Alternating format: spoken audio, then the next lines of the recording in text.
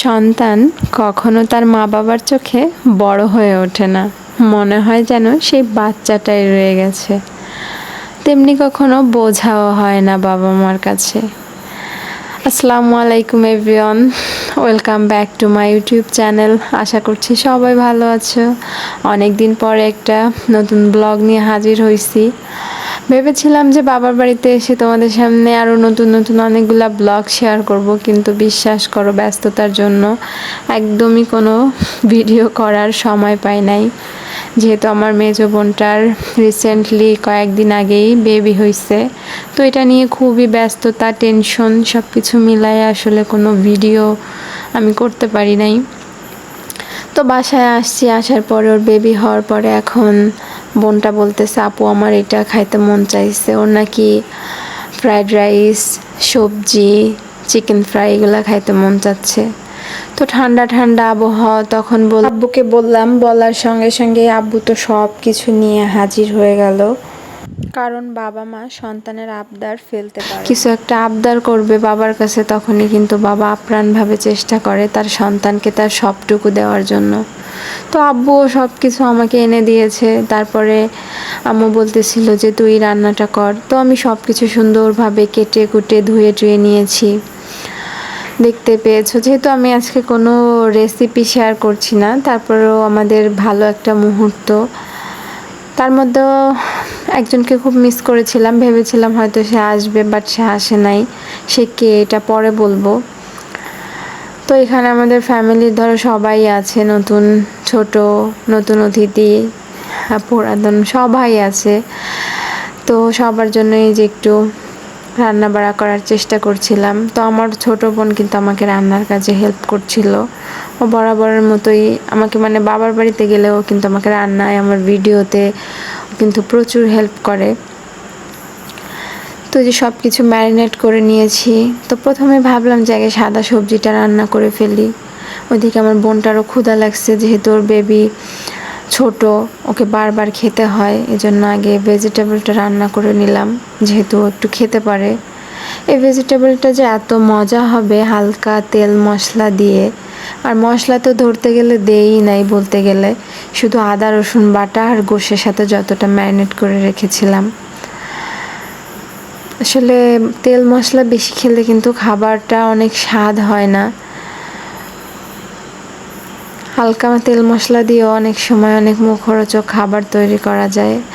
আমি কখনো ভাবতেই পারি নাই যে ফার্স্ট টাইম আমি ভেজিটেবলটা রান্না করব, আর এত কম তেল মশলা দিয়ে তারপরেও খেতে এত ভালো হবে, ভাবতেই পারি নাই। তো আমি রান্না করার সময় পাতিল কিন্তু পুড়ে সবজির কালারটা একটু লাল লাল হয়ে গেছে। আমার বোন বলতেছিল, আপু সাদা সবজি লাল হয়ে যাবে। তারপরে যখন দুধ, কর্নফ্লাওয়ার সব কিছু দিলাম, আলহামদুলিল্লাহ সবজিতে কিন্তু মাশাআল্লাহ অনেক সুন্দর একটা কালার আসছে।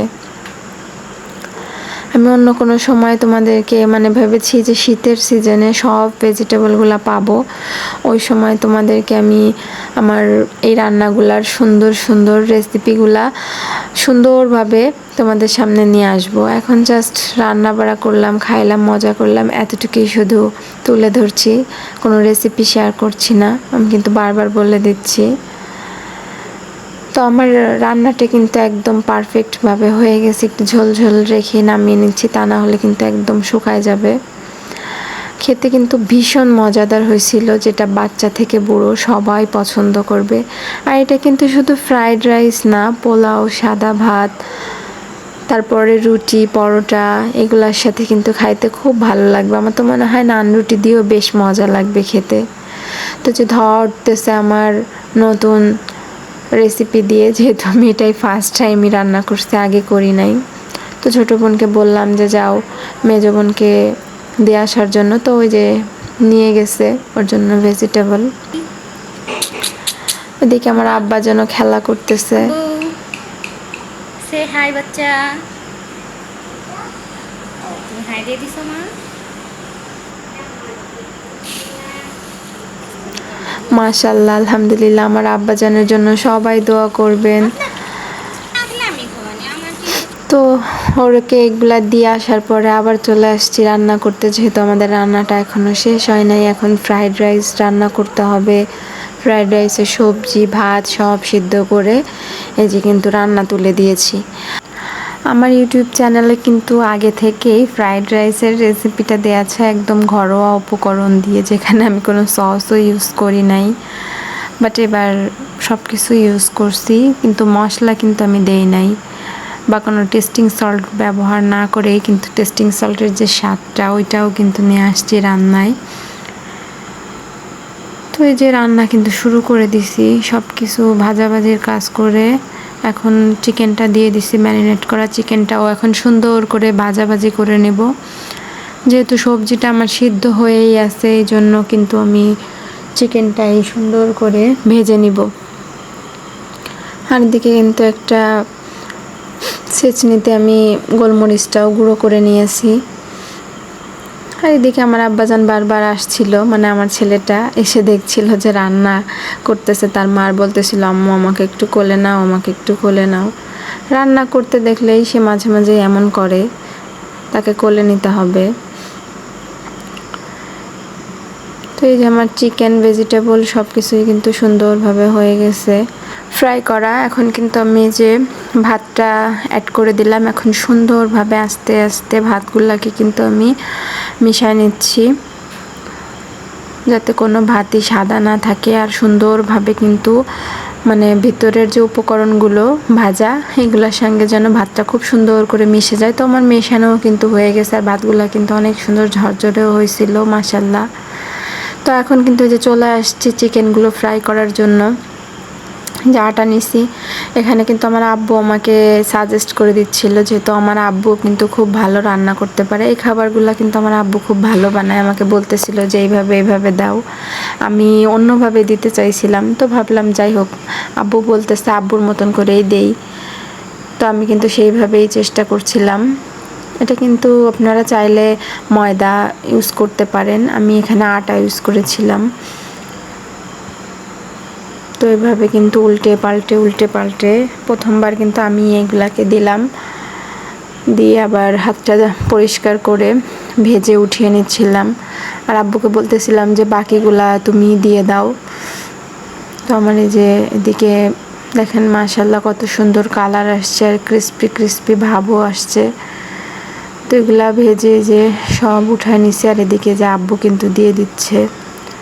আমার আব্বু কিন্তু আমাদের রান্নার কাজে মানে সাহায্য করে। যদি দেখে যে আমরা কিছু বানাচ্ছি, আব্বু এসে দাঁড়ায় থাকবে, বলবে যে এটা এইভাবে না ওইভাবে করো, কারণ সে রান্নাটা করতে পারে। কিন্তু আপনাদের ভাইয়া কিন্তু রান্নার কিচ্ছুই জানে না, এই জন্য সে বলেও না কখনো, কিন্তু আমার আব্বু কিন্তু বলে। আর আমি রান্না করার সময় কিন্তু আমার চুলাটা পরিষ্কার করে ফেলি, নাহলে আমার ভালো লাগে না। তুই যে রান্না বাড়া সব করে সবাই মেঝেতে বসে গেছি পার্টি পেরে, আজকে একসঙ্গে চাইনিজ খাবার খাবো, তবে ডাইনিং টেবিলে নয়, নিচের পার্টিতে বসে। আসলে এভাবে খাবার খাওয়ার মজাই আলাদা। আপনাদেরকে বলেছিলাম ভিডিওতে যে এখানে একজন আসে নাই, সেটা হচ্ছে আপনাদের ভাইয়া। তাকে অনেক করে বলেছিলাম আসার জন্য, বাট তার মিটিং থাকার কারণে সে আসতে পারে নাই। তো আমার ছোটো বোন কিন্তু সবার জন্য সুন্দর করে প্লেটে খাবারগুলো বেড়ে দিয়েছে। দেখেন কতগুলা প্লেট, সবাই মিলে একসঙ্গে বসে খাবো। আব্বুর জন্য ওয়েট করতেছিল, যেহেতু আব্বু বাইরে গেছে, আর ওরা ক্ষুধা পেয়েছিল বেশি, তো ওরা খেতে শুরু করে দিয়েছিল। সাথে কিন্তু আম্মু দুপুরে হাঁসের গোশত রান্না করেছিল, ওইটাও খাচ্ছিল। তো এই ছিল আমাদের আজকের ফ্যামিলি ব্লগ। সবাই আমাদের জন্য দোয়া করবেন, বিশেষ করে আমাদের বাচ্চা দুইটার জন্য, আমার আম্মু আব্বুর জন্য সবাই দোয়া করবেন। ভালো থাকুক পৃথিবীর সকল মা বাবা। আজকে এ পর্যন্তই, দেখা হবে নতুন কোনো ভিডিওতে। সে পর্যন্ত সবাই ভালো থাকবেন। আল্লাহ হাফেজ।